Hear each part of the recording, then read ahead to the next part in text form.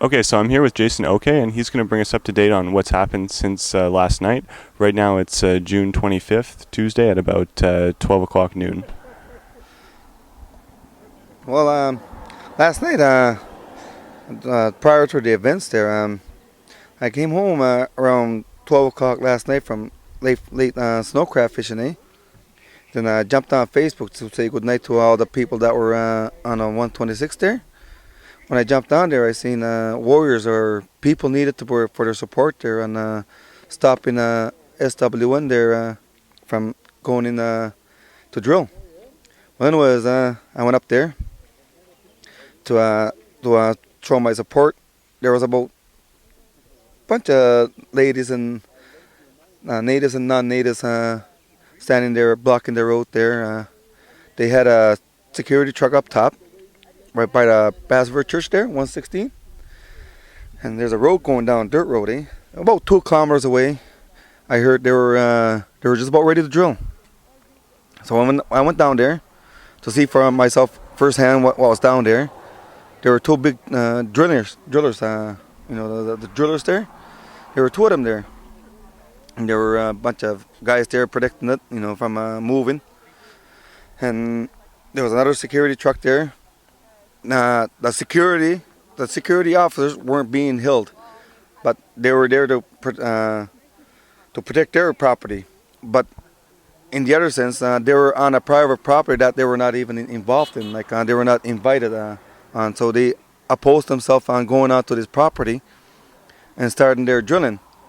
Well, anyways, when a few of the people started walking in the woods, they started finding drilling holes, and so we confiscated the stuff, and they took them to our native reserve in Ilsabuktuk First Nation. We escorted them along with the RCMP and United Nation there. When we got there, we put the trucks away. The keys were given to our chief, Chief Aaron Sock, and I thank him for helping us, the support that he's given us. Basically, what happened down there is they were jumping to the guns that they're gonna start drilling right away, and as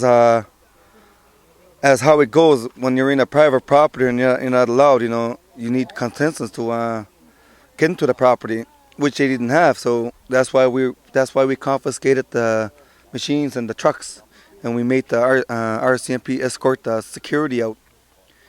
And it was a peaceful demonstration. Nobody got hurt. We left.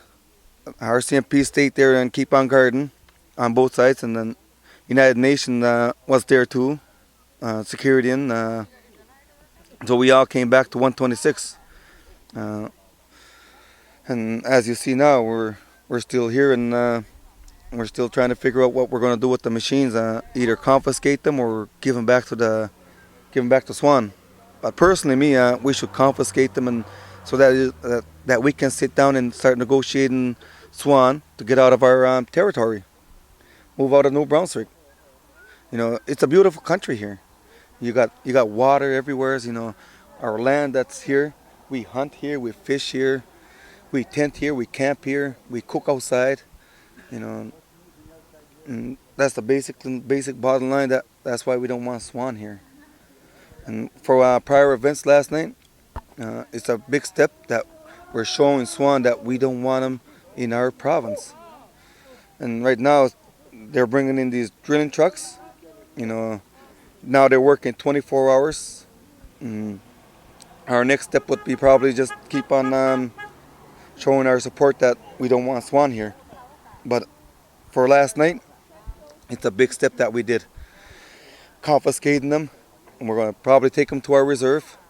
And then Swan is going to realize that they have to sit down and talk to us. Instead of having escalation of our native women being arrested, our elders being arrested, our elders being assaulted, native women being assaulted, non-native women being assaulted. With all these events that are happening right now, I'm really happy to see United Nations coming in and trying to keep the peace on right now. because we need that. And for last night, it was really late what happened, but it had to be done. Because if it wasn't been done right now, they'd be drilling right now on our Mother Earth, and we don't need that. If we start disturbing Mother Earth, we're just gonna hurt her, and she's gonna start showing us. Look what happened in Rogersville. I think it was like 2 weeks ago. They had a 2.9 earthquake. It's just Mother Nature just saying that she doesn't want the thumping happening around here, and I agree with her.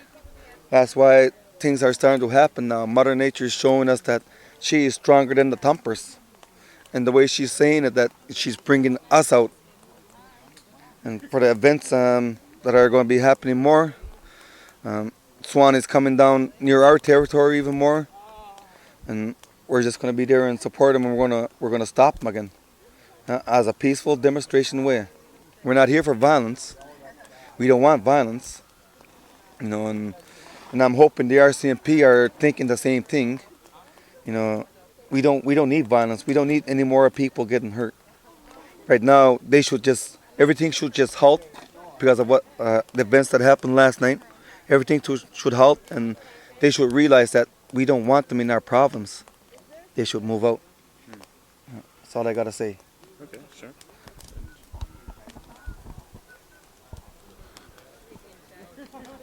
Good afternoon, world. This is Elder Robinson, Raymond, from Michigan Cree Nation. We are en route 126, Mi'kmaq territory, New Brunswick. And we are here to support our brothers and sisters in their fight to protect Mother Earth.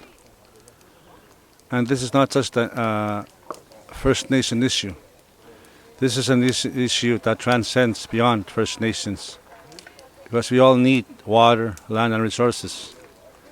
And the continuation of seismic testing, fracking, will only put more hurt, more contamination to Mother Earth, as it already is damaged as it is through a lot of explorations being done to our traditional territories.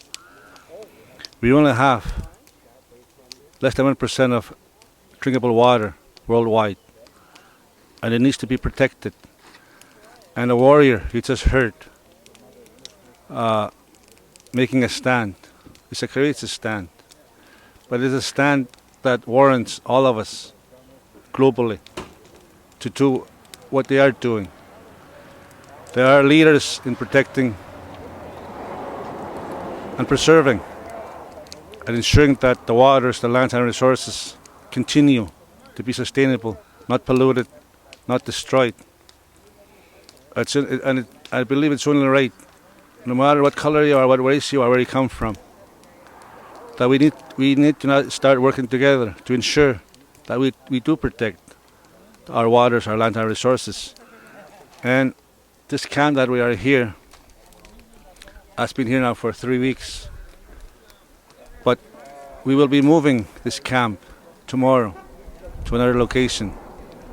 And I'm hoping that through the media coverage that we're presenting to my colleagues here, Alex, Claire, and the cameraman here right now, Chris, and myself, that you can get a taste of what's really happening globally. This is not just an isolated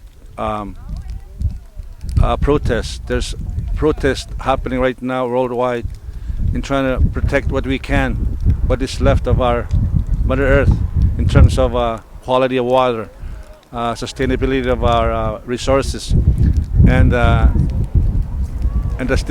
stability of our lands. Because if we destroy one of these three, we as humans will cease to exist. We are the most dependent of all these three resources, and we cannot take any one of these out of the equations, or we will sever ourselves completely as a human existence. So I plead with all of you guys listening no matter who you are, where you come from, where you've been, where you're heading, I think the belief that I have is that we all have a duty, the responsibility, and obligation to preserve and protect what's left of what is out there. You can attest, if you look all over the place globally, the destruction, the annihilation of all the resources, and the continuation of it is unjustified. It's uncalled for. We have to make now a concrete stand to preserve everything. We need to preserve our water. The seismic testing, the fracking, that's being done right now in these areas, pressing all kind of chemicals under earth, not knowing where they're going to come up, because they have to come up somewhere. And we don't know where they're going to come up. Maybe they can come up with the most less isolated places, but they can also come up to the most heavily populated areas. And most of everywhere you look, you'll see water wells. And the water wells can be contaminated by these seepage of these chemicals that are being pressed to the ground.